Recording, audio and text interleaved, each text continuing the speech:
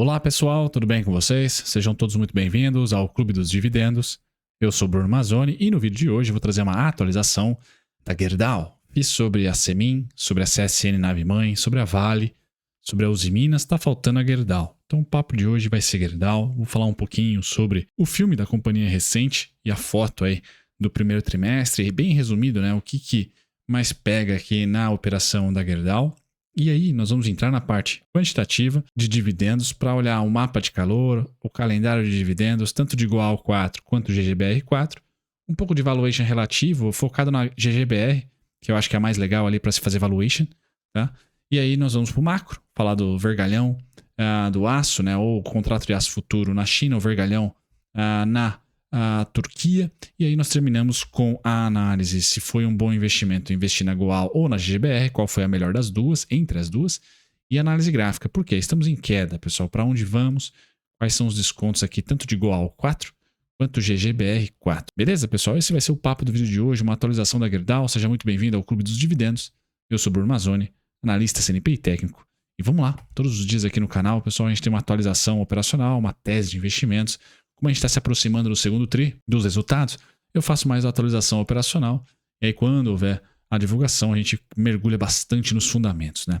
Para falar de tese de investimento da Gerdau, você tem que estar conectado ali com o processo de mudança da companhia de 2018 para cá. É um investimento muito maior nas operações da América do Norte, estão muito mais conectada com a América do Norte, mas ainda assim, Brasil é um chunk, um pedaço substancial da receita operacional líquida da companhia. Olhando para os problemas, né, do Brasil, o que nós tivemos de 2020 para cá? Pessoal, 2020 para cá já é conhecido, acho que a mídia financeira deflagrou bem, o crescimento, né, da importação brasileira do aço chinês. Tá? Então a penetração no mercado do aço chinês aumentou e muito em 2020. Tá? De 2020 para cá, certo? Então a penetração aqui das importações brasileiras se deu ali de uma maneira muito forte, tá? Então, o que nós temos que conectar aqui? Conectar que o mercado está mais disputado e que os preços aqui na terra do Piniquim ficam mais disputados. Mas a Gerdau foi muito bem de 2020 para cá, assim como todas as siderúrgicas, tá? Mas ela foi melhor do que os seus pares, porque ela esteve sempre mais conectada e já pronta, vendendo, produzindo a nossa operação na América do Norte. Então, México e Estados Unidos ali, Estados Unidos sendo sua principal fonte de receita hoje, né? A gente olha ali para a operação da América do Norte, já é protagonista em relação a toda a receita operacional líquida, tá? Toda o EBITDA, 54% vem da América do Norte, e nós estamos vivendo na América do Norte, Estados Unidos principalmente, um ciclo de aumento de juros e uma política monetária das mais apertadas nos últimos 10, 15 anos. Natural que a indústria, tá, ceda um pouquinho. E aí o volume de vendas da Gerdau recentemente está cedendo. Tá? Não é um ceder de crise de emergente, né? Uma queda muito forte, mas é uma queda paulatina. Tá? De uma economia resiliente, como é a dos Estados Unidos, mas que não está mais em pujante crescimento. Então é importante olhar para esse tipo de ciclo monetário, de expansão econômica, mais o fato de nós termos a eleição, tá, nos Estados Unidos esse ano. Então não é um ano muito fácil para aquela geografia. Tá? Foi fácil ao longo dos últimos 2 anos, sem dúvida nenhuma, porque os Estados Unidos, assim como o Brasil, né, sempre reportou atividade econômica acima do esperado. Tá? Mas por hora a gente vê uma queda, tá? Tanto na margem quanto no EBITDA da companhia, principalmente olhando no retrovisor recente, 2023 e 2022. E isso bateu nos resultados. Esse é o momento da companhia macroeconomicamente, olhando para os seus fundamentos. E quando a gente olha para as commodities, tá? Tanto o aço aqui chinês, né?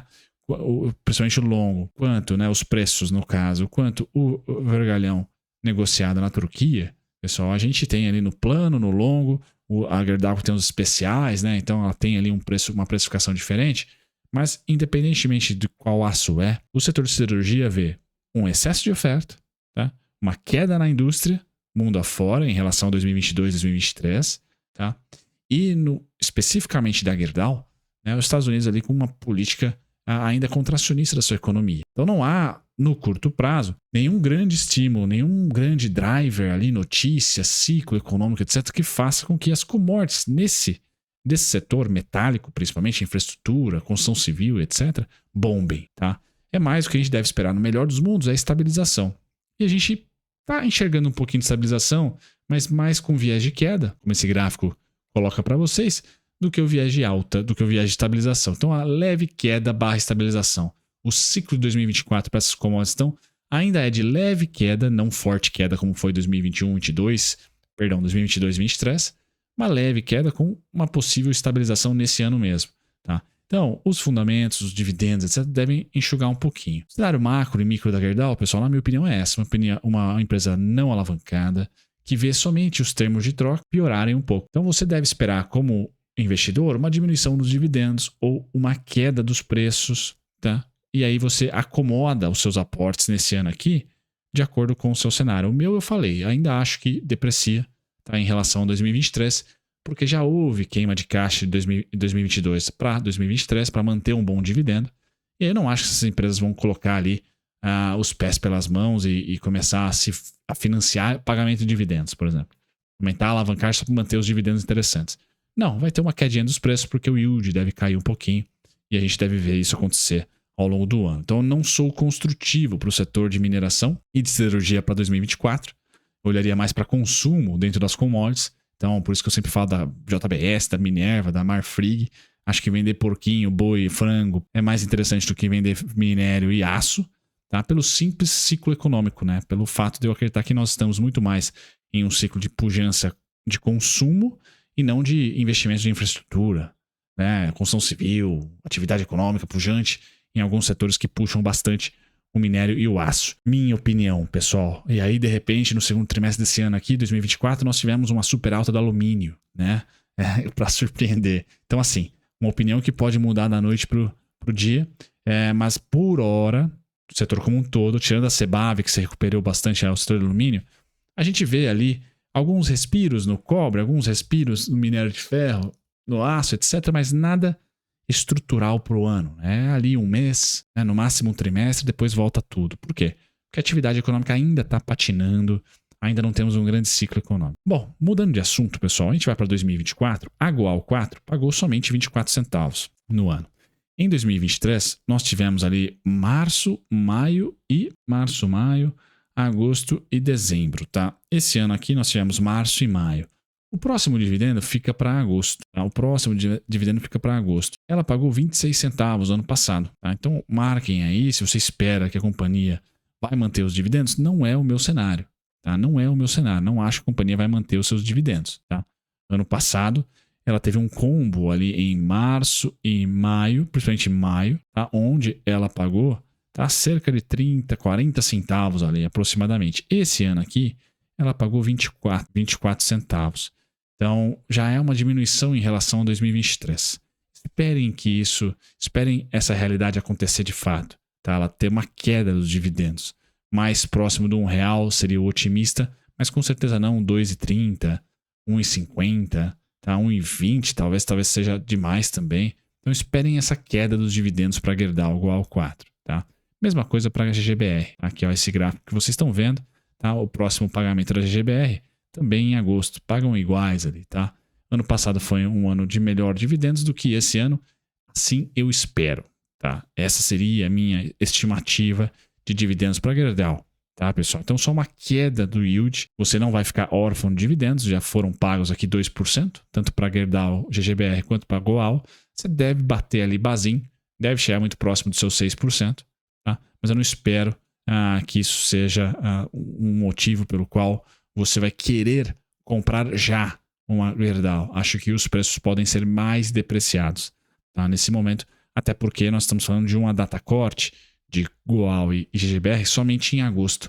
E o mesmo vale para Vale 3.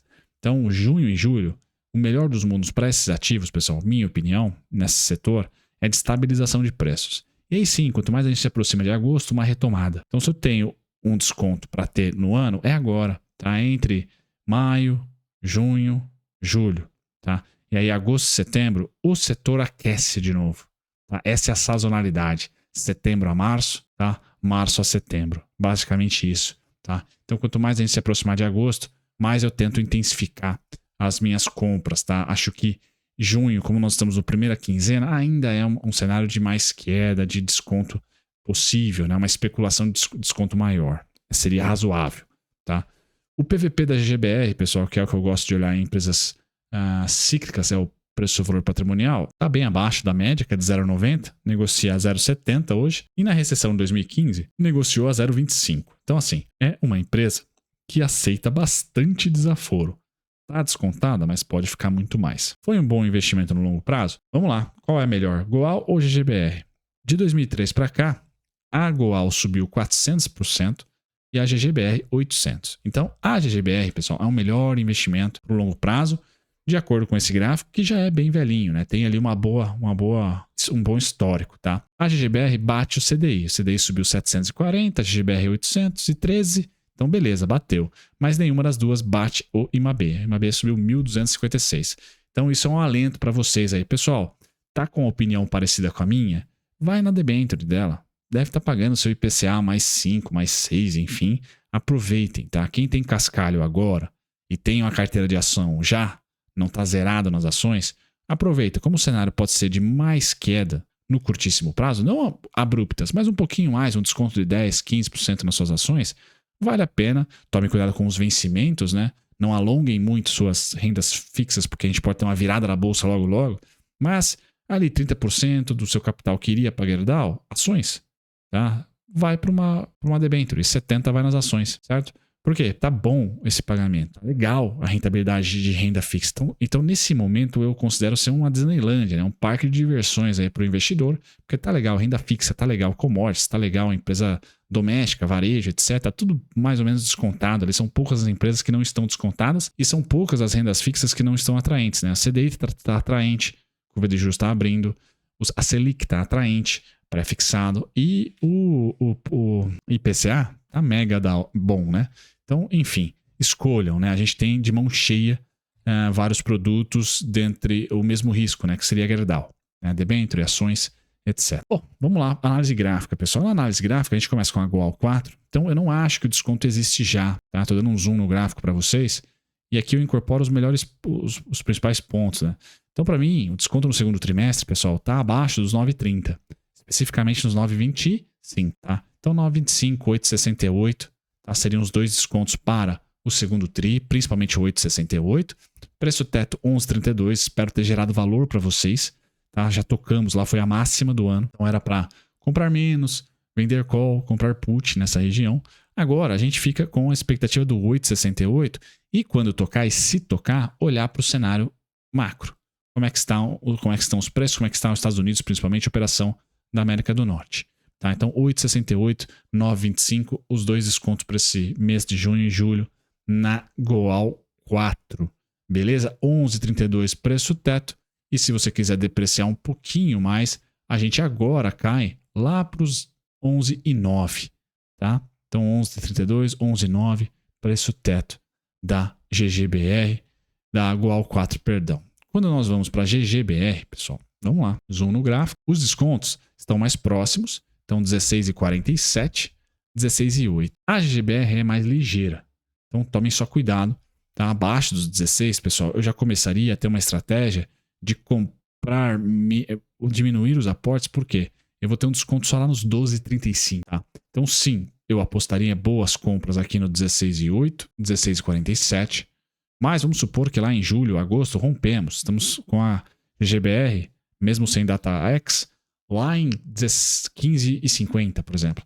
Eu não tenho interesse em comprar nos 15, tá?